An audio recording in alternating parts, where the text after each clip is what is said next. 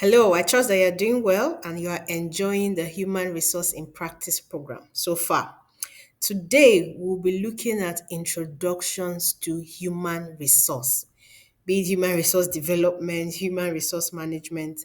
We're looking at the introductory part of the human resource career path or the human resource functions. All right. Human resource, I we have mentioned over and over again, are the most important asset in every organization. Take that and do not leave that information for anything in the world.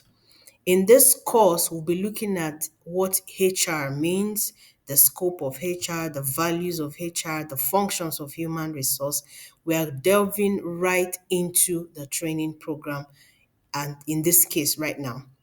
Okay, so throughout this session, we are going to be looking at understanding the basic concept and the nature of HR, of human resource. So permit me and members of the team and other facilitators who will be saying more of HR. So once you hear HR as a term, you know we are discussing human resource and nothing else. Okay, so we're going to be gaining understanding of the basic concept and nature of HR. We're going to be looking at what HR is and how it relates to management processes, how it relates to other processes in execution and implementation, and the entire HR process in the workplace, as it were, right? We're looking at the roles of HR for transformation. So HR, over time you'll be hearing, if you have not heard it before, you'll be hearing a lot more on change management, employee engagement, and workplace transformation, and the role HR plays in these things. So every organization evolves over time, whether slowly or at the speed of light and all that. But no organization stays static. If we stay static and as an organization, as a workplace, that entity is going to die, so to speak. It's like a living entity.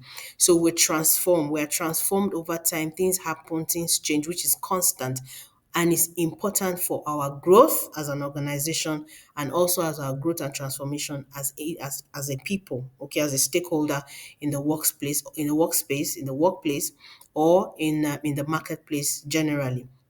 So we're going to be looking at the roles of HR, right, in management and for transformation. We're going to be look at the needs for HR, the importance of HR in each business. I cannot overemphasize that. Then we're going to be also be doing case study analysis. We'll be looking at issues that happen in the workplaces and how these issues can be controlled. Then we'll be having assessment questions, okay, to help us know that and track that, oh, our participants who are taking on this program are actually learning a thing or two on the platform. Now, the objective at the end of the day is that we want to be able to demonstrate an understanding of key concepts and practices within the field of HR. We also want to understand that the why of HR. Why are we even doing what we are doing? Why am I interested in taking up this course? Why am I interested in towing this career path? Okay, why do I want to impact people's life through the HR space? Because the HR practitioner deals directly with the assets of the organization, the key assets, which is the people. If you have your machines, equipment, machineries, technology, softwares, hardwares, and you don't have someone to operate it or to manage this resource, this physical asset as it were, what happens is that there's no point in having it. Now you will say, oh, but we have AI right now. Yes, but it's someone who is at the back end that is putting the softwares together to make AI work. Okay. So now HR, we will know why we are doing the things that we do. Then we are going to be demonstrating the competence in problem solving, especially in the workplace and in the marketplace. They will also be sharing with us related HR and overall activities within the organization. So let's come along. All right. Now, introduction. I'm so excited. I hope you are. Yes, please take up a pen and a paper and make jottings. So it's not just about maybe reading the slide, listening to my voice, I'm engaging in the teaching, it's also taking notes. So one key thing I've always lived by, and I also like to encourage others to do, is that the faintest pen or pencil or biro is still sharper than the sharpest brain over time. So you can always take notes and go back to these notes as as you increase your activity in the HR space and in your office, in your workspace. So human resource or human beings, you and I, our colleagues, our friends, other people on the street are social beings. We like to be sociable. We like to interact with people. Even those who really are not very, very hippie, very happy, in an environment. They like to become, they are not sad. Don't get me wrong. They are not sad. Their personality are just not the loud ones, like the sanguines and all that. So we have people who are quite reserved, who will just stay in their corners and they enjoy their presence, enjoy their quiet. They also like the social environment. They also are social beings. Each individual, whether you are an extrovert or an introvert, you are a social being. We have been created that way. We're created by God that way. So from childhood, each and every individual acquires knowledge and experiences on understanding other people. Okay, the best way to relate with people is first and foremost to understand who you are as an individual and also to understand other people so that there can be a form of relationship in the workplace, especially business relationship. So the idea of having to understand people's situation, understand where they are coming from, their backgrounds, how they carry on in life, how they are journeying through life, and how they are managing each of these relationship in the workplace is critical as to understand what the workplace and what HR is all about in the workplace. What the workplace looks like, should be like, and what HR should also be like, and the role we play in ensuring that this workplace relationship are managed. So the entire context of HRM or HRD or HR as it were revolves around the core matter of managing relations and relationship in the workplace and in the marketplace. Okay. So you cannot exclude relationship, either business relationship, personal relationship, career relationship. You must relate with people. So an HR who says, "Oh, I just want to do HR, but I do not want to relate with people," is not saying the right thing. Is not saying the right thing. So we must understand that HR has to do with relating with people. Now, there's no best way to manage people. That's a key critical information you must understand. There is no best way to manage people. Each individual has their unique way to manage them. However, there are basics that we cannot overlook in managing. So there's no method of managing people that is cast in stone. All right. The way you manage A is different from the way you manage B. The way you manage your superiors is different from the way you manage someone that's under you. And as an aspiring HR practitioner, a junior and entry level, you're just taking up that steps in the career in the career ladder. It's important for you to have this basic marketplace understanding that no man, no individual, woman, young or old, is the same with the other. So we have different approaches to doing what? To managing these people. As an effective HR, we depend very much on the causes and conditions that an organizational setting will provide. Okay, so here we are looking at the people, we're looking at the purpose, we're looking at the structure. So, what is the purpose of the organization? We talks about their vision, their mission, their culture, their value system, their goals and their objectives. And we're looking at the purpose, the people that are involved in the entire business from their stakeholders, just as I mentioned, the people, the owners, the employees, the employers, their vendors, their suppliers, and then the structure, which is the organization itself, its entity. What structure Is he adopting, or does this organization adopt? These are key areas that we must consider to be able to effectively deliver on our jobs. Now, in the past, businesses, organizations who offer products and services at the highest quality are the organizations that we see. Okay, so these ones are the ones that are ahead of their competitors. All right, we focus on the machines, we focus on the services and the products that they offer. And then we say that these organizations are the ones that are doing well.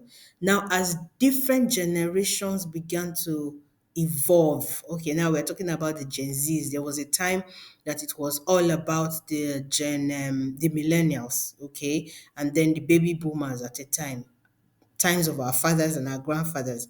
But right now, we're looking at the millennials, the Gen Zs, and then the future Gen Alphas that are coming out. Now, each generation has its own value system, its own structure, the way they do their things, and the things that they appreciate.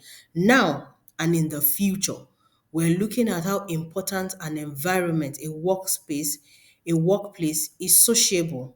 So how can I relate? How can I find balance between my career path, my personality, the things that drive me, my dreams, my visions, my purpose for my life, okay, versus the purpose by which that organization exists and why it exists? Is there a kind of balance that can happen that is a win-win for all of us? These are questions that the HR of the now and the HR of the future should be able to provide answers to.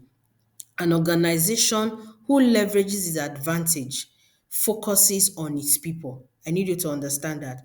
An organization who will grow and thrive must, and then leverage its advantage, must focus on its people. Indeed, I must tell you that people are truly the organization most important assets. Okay. Once you have all of your tools, and at the end of the day, your people have not been able to find the center, the point by which they are there and must grow and thrive for themselves as much as the organization, that organization is going to lose its asset. And at the end of the day, either slows down her growth, is not able to be sustainable in its business operation, and then it ends up either dying or folding up or pending their projects or their business operation, depending on the case. Okay, so it's important for you to know as an HR practitioner that your people is priority, the employees, the employers. As long as they're an asset to that business, it is important that what we see them as number one on the list. Okay, now there's this fact I like to share with everyone in this program, and that is having competent employees, having competent staff on your payroll does not actually guarantee that that company's HR will be a source of competitive advantage.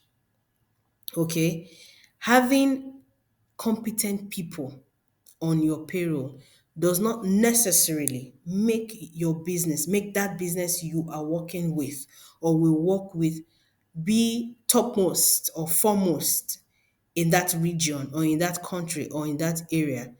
Their competitive advantage might not necessarily lie as in its people as its source. So what that means is that there are many factors that must be considered. But I will continue to reiterate that people must be seen as priority. However, in order to remain competitive, in order for a business to remain competitive, to grow, to diversify, the organization must ensure that her employees are qualified. So please bear this in mind. Take this note. One, the employees must be qualified. The employees must be placed in the appropriate position. They must be properly trained. So when we have people that say, especially HRs that say onboarding is not important, onboarding, training, training and development, learning and development is critical. We must be able to also understand that we need these employees to be managed effectively and must be committed to the tasks that they are assigned to. So for that organization to be successful, we must get people who are qualified. We must get people who are placed in the right and appropriate position, taking up the necessary the suitable roles and duties and responsibilities in that role so that they can deliver on the job and we're not giving excuses. And they must be placed in the right position, then they must be properly trained. And for that organization to be successful, they must be managed. So take this fact as critical as an HR practitioner who is taking on these responsibilities as a newbie, a junior, or an entry level or an aspiring HR practitioner. Now, what's the concept and the nature of HR? I like to see this in three areas, in three key points, which is there are many functions, there are many areas, but these three is critical. Now, HR can be seen as a set of programs, functions, or activities. I'll take that again. HR can be seen as a set of programs, as a set of functions, and as a set of activities that are designed and then executed, carried out, implemented, in order to maximize both the time, the resources, the capabilities of the employer, as well as the organization for effective purposes. Okay? For you to be effective, for the organization to be effective, for employees and employers to also be effective in the workspace, in the workplace, and in the marketplace, you must understand that HR is a set of programs, can also be a set of functions, can also be a set of activities that are carried out, designed, carried out, implemented in order to maximize the competencies of her employees for organizational effectiveness. All right. Secondly, HR is concerned with the people dimension. Initially, I'd mentioned that HR is a set of programs, functions, and activity. The second is that HR is also seen as from the people dimension in that organization. So the HR, when I say HR, some people will say it is function, some people will say it's program and activities, processes. Some people will say no, HR is the people. And that is the second point, second concept of HR, the people dimension. The first is the program, the function, and the activity dimension. The second is the people dimension, where HR manages the people from recruiting them to training them to developing their managerial skills and abilities to deliver on the job. Now, the goal of HR is to maximize the people, their contributions to the growth of the organization for optimal productivity and effectiveness, while also finding a simultaneous way of attaining individual and societal objectives. What that means is that it's a blend. The concept of HR and the nature of HR is that we have objective and goals that we want to achieve. We need to look at the dimensions of people that we need to take.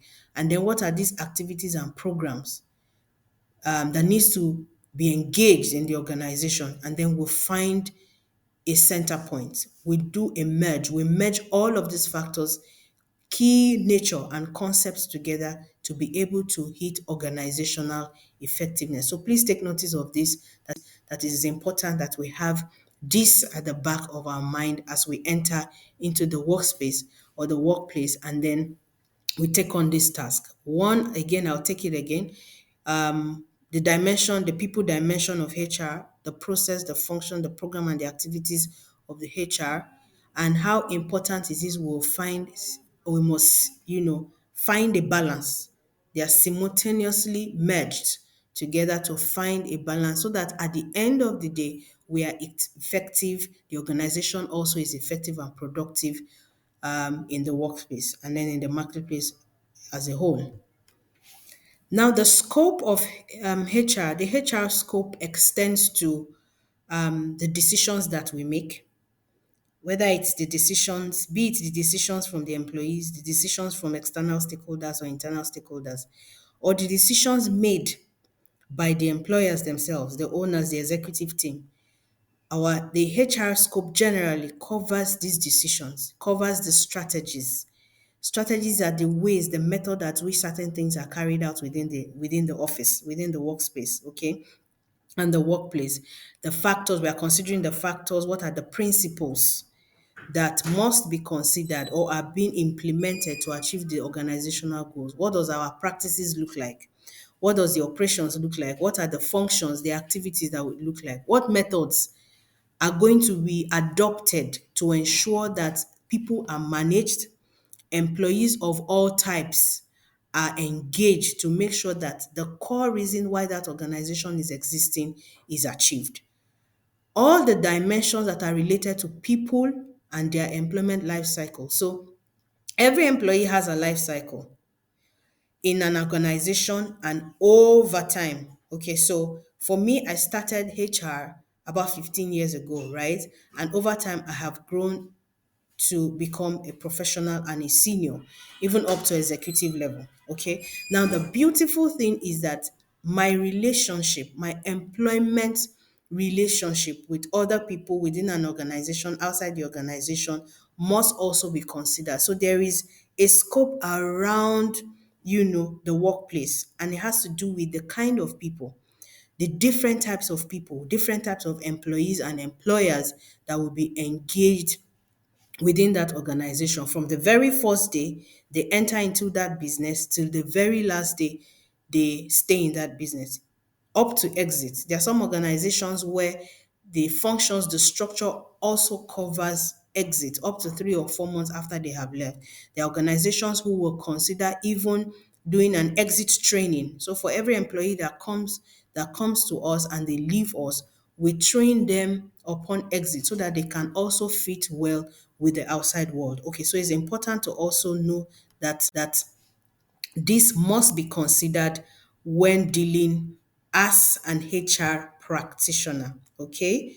Now, the core of HR, what's core to us? As an HR practitioner, what's important to us? HR involves the application and management of functions and principles. We'll be talking about these functions and principles in subsequent sessions. Okay, there is a session that is coming up where we will focus a lot more on the 12 to 15 functions that HR must be able to engage with to effectively deliver on their roles in the workplace. So, HR involves the application of management functions and management principles. The function and these principles are applied from acquiring employees, I've mentioned that, to developing employees, to maintaining and providing remunerations, okay? Remunerations, salaries, and everything that has to do with their payment. The core of HR also talks about the decisions that are relating to employees and how these employees can be integrated into the workplace. Integration means that you are bringing the employees into an organization. You are bringing the principles and the functions, the employer's policies, the organizational policies, the employer's mandate, their value system, and we are fixing them all together like bricks, to be able to form a very beautiful entity and ensure that effectiveness is achieved at the end of a certain period. So it also covers the decisions I mentioned, that the HR also and the employees will make, the choices we make or to mar the organization, as well as to make or to mar the employee. Now, the decisions that we make influence how effective our jobs will be, how effective we are as professional or will be as professionals or practitioners, and how effective the organization itself will be. So effectiveness in an organization will result to the betterment, better service delivery, better support system for our employees, better solutions for the partners, their clients, the vendors, and their investors at large. And also, HR also involves the application of these management functions in such a way that people are empowered at the end of the day. So it's not just about the services and the solutions that are provided, or the services that is given out, or the collection of people, or just employ just anybody, so that the organization can say that they have this very strong workforce. No, the choices, the decisions, the principles are the core of human resource management, where at the end of the day, we return to the center point. Excuse me, we return to the center point, and the center is this: there's work life balance. There's a balance between the employee's life, the employee's work, the organizational values, her system, and the end goal, what we want to achieve at the end of the day. Now, let's move on in the program. What are the specific objectives that the HR must bear in mind to achieve? The objectives are one, societal objectives. We mentioned that we are now in the generation that the social space, the social atmosphere in the environment is important. In the past, we used to, our fathers and our grandfathers were in the industrial age where it was critical and it was important that doing the job was it. So whether they liked it or they didn't like it, doing the job and they get their pay at the end of the day was priority, was key for them. We further got into the millennials where having to do the job with knowledge, with the right knowledge, because we were in the information age. Now we are in the age where it has everything to do with being social, where that environment where you hear a lot of, oh, that office was a toxic work environment, that business is a toxic workplace. That is we're in that climb where everything has to be sociable. Delivering on the job has to be fun. Yes, interesting to note, right? Delivering on the job has to be fun. It's not just about taking the money and I deliver my part. The question is that, am I going to enjoy what I am getting involved with? So the HR objective is to ensure that that environment is sociable. Okay, we are to seek to ensure that the entire organization becomes as a social place where one, they can have fun doing the job as well as delivering on their duties and responsibilities. So societal challenges are minimized. Everything negative, everything toxic is minimized to the barest minimum. And such the failure of the organization and everyone using her resources must be managed in such a way that the individual, your fellow colleagues in the office, are considered as valuable, people who also contribute to the growth and the development of that organization. So you must consider that that environment, that work environment must be social. Another objective for the HR in terms of specific is that we must understand and recognize that HR must drive organizational effectiveness. Ensure that HR is not just a standalone environment. Oh, it is just us and it's us alone. Anything that has to do with payment is HR. And then we are independent of the rest of the organization. Oh no, HR is not independent of the rest of the unit. You cannot work alone. So don't assume I do my job, they do their job. The idea of HR in terms of specific in achieving effectiveness is that we will collaborate with other units. It is is a widespread organizational objective fulfillment. What I'm trying to let you know here is that you cannot be alone. You cannot say HR department is independent of other units. You must find a form of alignment and center point where all other departments and units must all come together and meet at the center. If we can all meet at the center, ensure that we meet at the center, the organization will be able to deliver effectively on her promises. Now, in terms of functionality, all right, we are to maintain the department's contribution at all level appropriately, supporting each level, middle level management, executive, top level management, and all that. Even your colleagues, if you have subordinates, you ensure that each functions across each department and each level is what is achieved.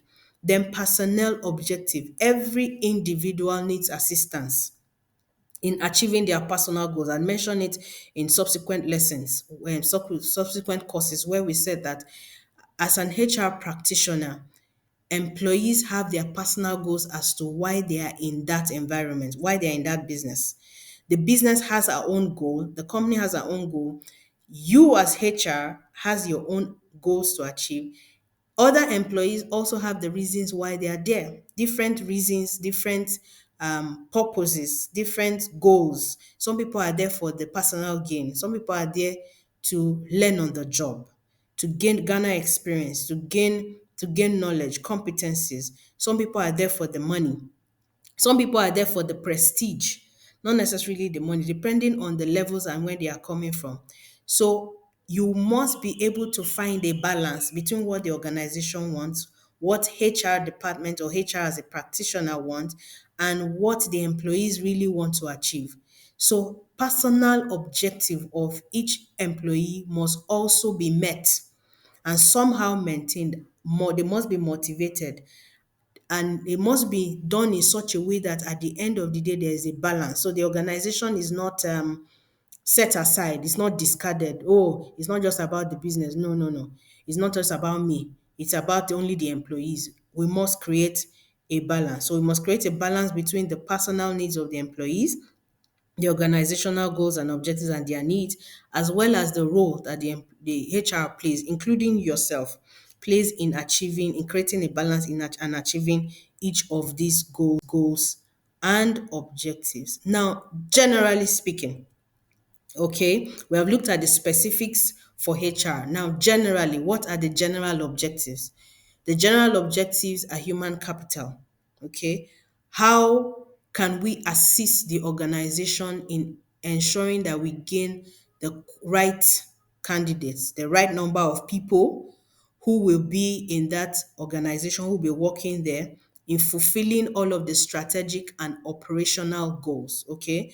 We are also looking at how do we develop an organizational climate that the environment is not toxic. The employees are encouraged, the employees are developed to utilize their skills, their competencies in its fullest. So it's not just let's train them a bit here, abandon them here. For every time there is a gap that is identified and is seen, the skills of the employees should be improved on. Okay, increase their capacity for workplace efficiency. Thirdly, we look at helping to maintain a form of performance standards that increases productivity throughout the entire job execution. So when you are executing your duties and responsibilities, HR is to ensure that the performance standards of employees are maintained. Not just maintained, but also increased on a periodic basis so that productivity in turn is also increased. Okay.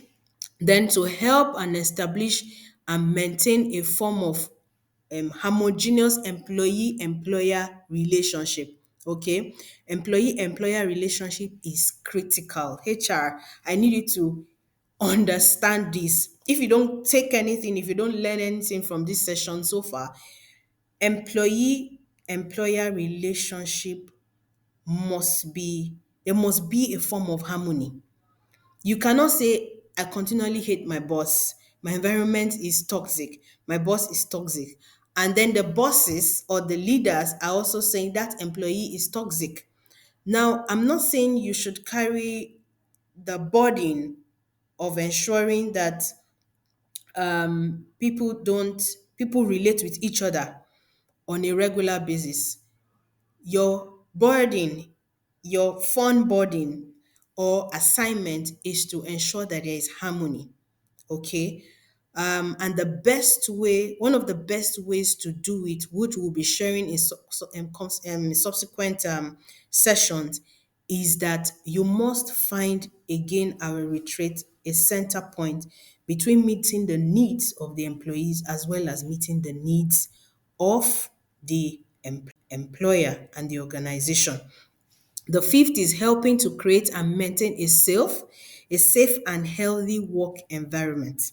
Okay. As HR, you must learn how to create as well as maintain. If you are not able to create a safe and healthy environment, at least whatever it is you have seen or you met when you came into the environment, maintain it and find ways to do what? To improve a healthy work environment for everyone.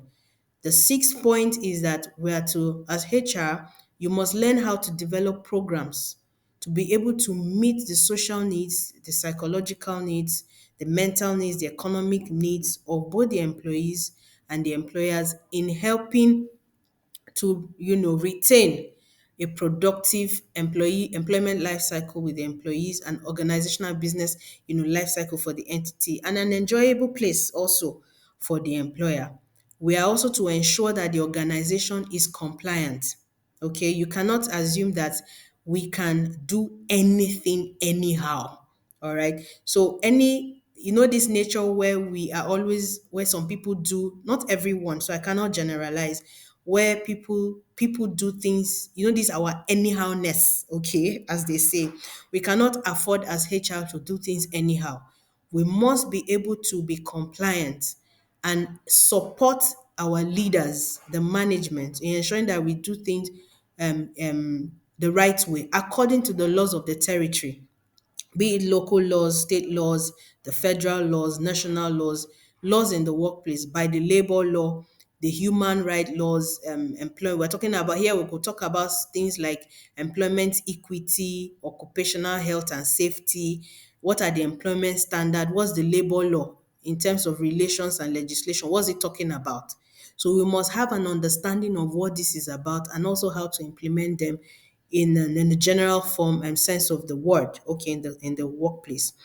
As HR, you must be able to provide the organization with well-trained and motivated employees, people who bring to life the organization, the business. So there are some people when they're the life party. I'm not saying they're the life of the party, rather. I'm not saying we all should continually be the life of the party. However, an as HR must understand that your staff needs to be well motivated and well trained. So even when management is saying, oh no, we don't have it's not in the budget, what other non-financial ways can we motivate the employees? Can we motivate our employers? And can we also improve our knowledge through training? So there's something like, how can employees be satisfied? How can employees get to have an idea of what self-actualization is to them? Self-actualization for me might not be self-actualization for you, but what can I do to support as HR? What can I do to help my fellow employees, know about themselves, actualize their dream, even in the workplace, according to the standards of the organization, without really depleting the organization or bringing it down? And then we also look at how HR must develop and maintain the quality of work life. The quality of work life is key. So you must encourage your team, starting from you must encourage yourself, encourage your team to make sure that the quality of your work is priority. Please, as HR practitioners, do not do things anyhow. Take up that responsibility and determination and tell yourself, whatever it is I'm going to do on the job, I'm going to do it well. I'm going to seek out as much information, as much knowledge to deliver on the job. I decide and make up my mind to be vast. All right. Now, as an HR practitioner, there is a reason why you have chosen. We're going to get to that when we are talking about HR as an individual. As an HR practitioner, there is a reason why you have chosen to do HR. Now, I know for some of us, you are saying, oh, but our facilitator is making emphasis on HR. HR, as long as you are in office, whether taking up administrative roles, taking up operational roles, somehow the people side, the people dimension of your work will find expression in your operations. The people dimension of your work will find expression as in your administrative assignment, in the business operations responsibilities and duties that you have been called up to execute. So it is important for you to know that people are involved in the things that you do. If you are a CEO here and you're listening right now to this training session, people are key and critical. So you must understand that they must be placed as priority. Okay. Now, there is a reason why you have chosen to do HR or to inculcate HR into your activity. That reason must be placed side by side with the reason that organization is in existence, that business is in existence, or else there will be conflict. And where there is conflict of interest, conflict of vision, mission, goals, and objective, that will mean that the environment is breeding a form of toxic, becomes toxic. Okay, and we don't want that. The aim is going to be defeated when the environment can no longer be there's no more harmony in that organization. Most people will just be there, for the money. And at the end of the day, sustainability and productivity cannot be achieved. So please bear this in mind. Now, as we wrap up this session, I would like to give us this short task. Over this session, we have talked about the generalized objective of HR versus the specific. The assignment here is that now looking at all of the specific and the generalized objective of HR, what is that one match that is the center? What that means is that what appears in the generalized objective and also appears in the specified or in the specific objective. What is that center point? Can you identify it? The moment you have been able to identify it, when we are meeting in our weekend review, we will discuss it. So we would like you to share what you found. What is that unique factor, principle that relates at the general objective of the HR and as well as the specific objective? What is that single thing that appeared in the two? And what is that one thing you have identified that you can use as a strength once you hit the ground running or as you execute your tasks and duties in the workplace? All right. So we'll come to the end of our session today. See you in the next session. Enjoy.